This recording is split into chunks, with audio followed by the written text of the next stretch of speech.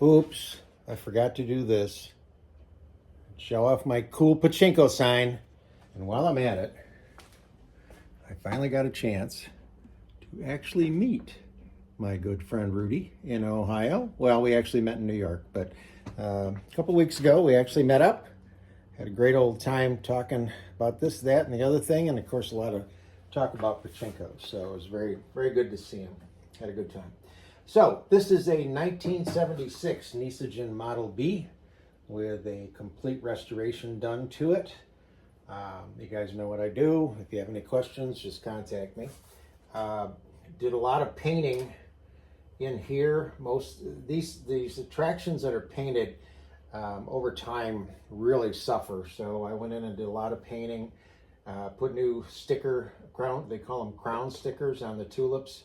And then these guys down here are very colorful, and usually most all of the paint is gone from these guys. So I paint them, and then I sand the upper surface, which gets rid of any paint splash, and then I put the silver foil back on so that they look really nice. And there's the new crown stickers.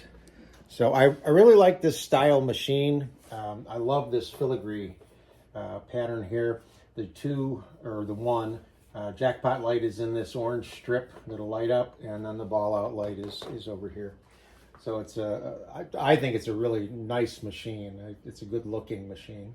So again, with a full restoration, you get all the wood taken care of and so on and so forth. So that's what she looks like on the back side. Very typical of a Nishijin Model B. This one does have a micro switch here rather than a leaf switch. Just who knows what prompts them. I don't know, but they did both. So you do get a 12 volt wall plug with your machine. So you're going to plug it in, plug the pigtail in over here. Just plug this into the wall somewhere where it's convenient. And the first thing you'll notice is that the ball out light will come on. Right now there are no balls in the pachinko machine, and obviously the light is on for that reason. So we're going to start to load the machine.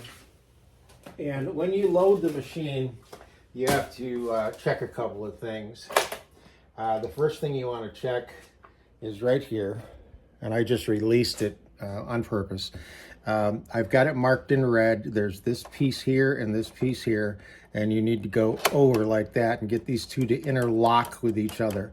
And what that does is it takes these white L's and it locks them in place so that they create a bridge for the pachinko balls to go over into the jackpot chamber. If this gets pushed down in shipping and you put balls in now, these things will swing out of the way and the balls will drop down the exit chute and they'll go all over the floor. So first thing you do is you check this and you just lock it in place. That's all there is to it. So now that you've got it locked in place, we just double check with a handful of balls. And if everything is correct, that handful of balls goes from the upper hopper down the upper feed track into the turnaround, across the lower feed track, and in on each side of the jackpot. That big white thing in the middle is the jackpot. And there'll be balls on this side and balls on that side. So if you look in there and you see balls on both sides and nothing on the floor, you know you got it right. Put in another handful. And another one. And everything seems to be working just fine. Notice the ball out light is still on, and that's because the balls haven't backed up enough to push this platform down. And when it pushes down, it lifts up off the micro switch and turns the light off. It will also interface down here and open up a gate on the front of the machine to allow you to actually load pachinko balls and shoot them. So you should have 500 balls or so. You're going to dump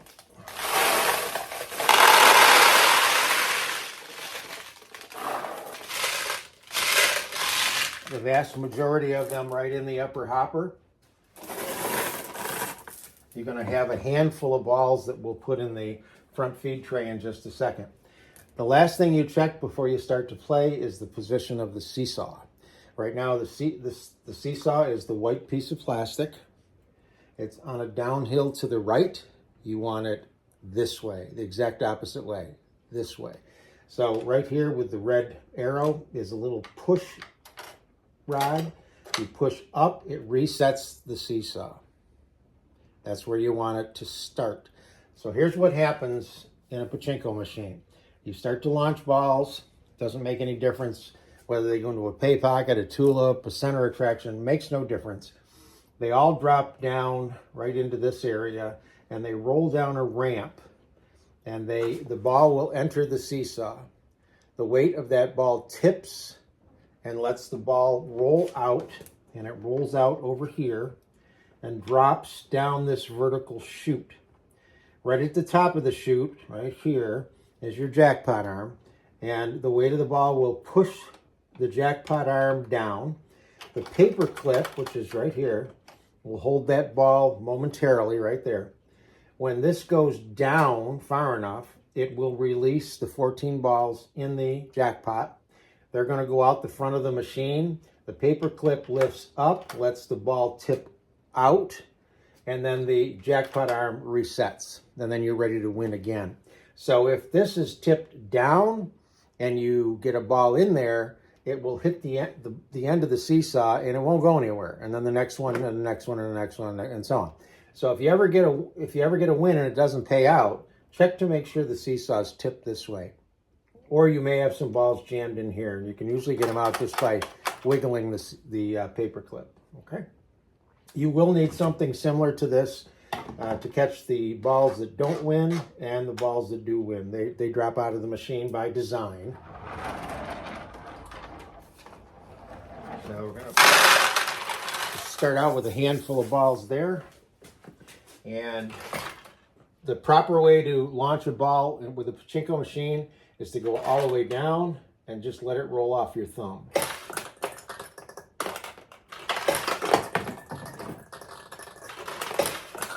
Now, if you notice, the balls are going way over to the right-hand side, hitting the rubber bumper and staying on the right side. So if you have a tulip or something open, or you want a ball on this side, you're going to go all the way down because you need to do that to get a ball onto the launch rail. But then let off a little bit with your thumb. A little bit. Not a little more than that. There. And you can keep it on the left side of the machine. So ideally, my catch box fell.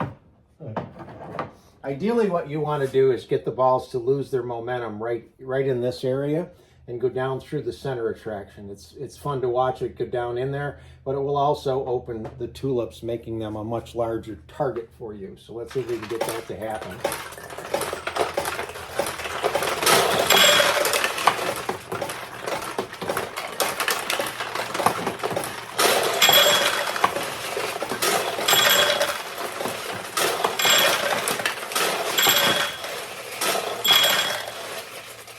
So, there you go. That's the 1976 Nishijin Model B.